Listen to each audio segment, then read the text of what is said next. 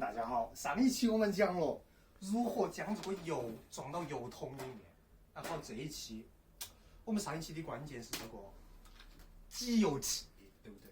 这一期我们要讲如何将它启动。来，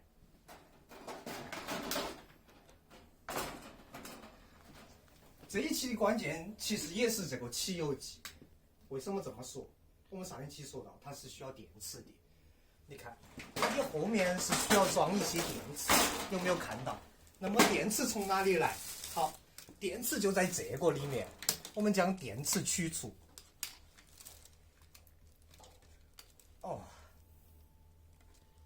是电池取出，装入这里面。好，电池已装入。然后我们将这个集油器关上，好，将它放在旁边。那么我们现在就要开始如何启动这个东西。我们首先将它打开，先检查它是否稳定。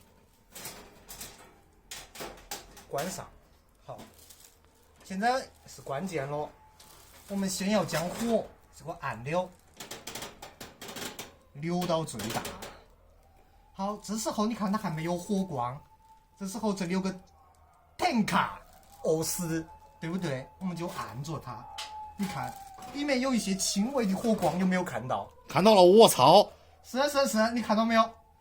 轻微的火光，我们就要一直按住它，让它这个瓶子整个烧得通红，这样它就可以取暖了。好，我们现在按住。当然，因为这次我们这个灯油不是很够，我不知道它能烧到什么程度。总之就是先让它烧吧，是不是？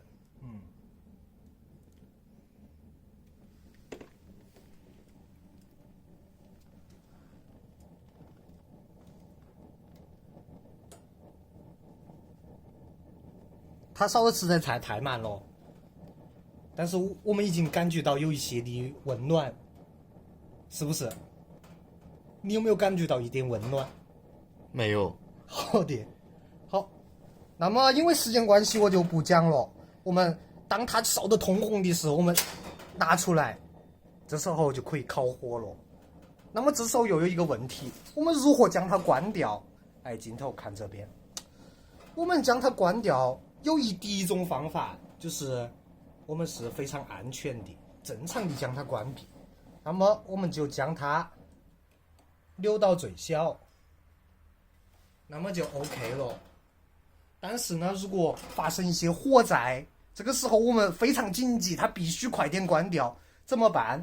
那就让它在这里的时候我们按下这个按钮，砰，它整个火就会熄灭。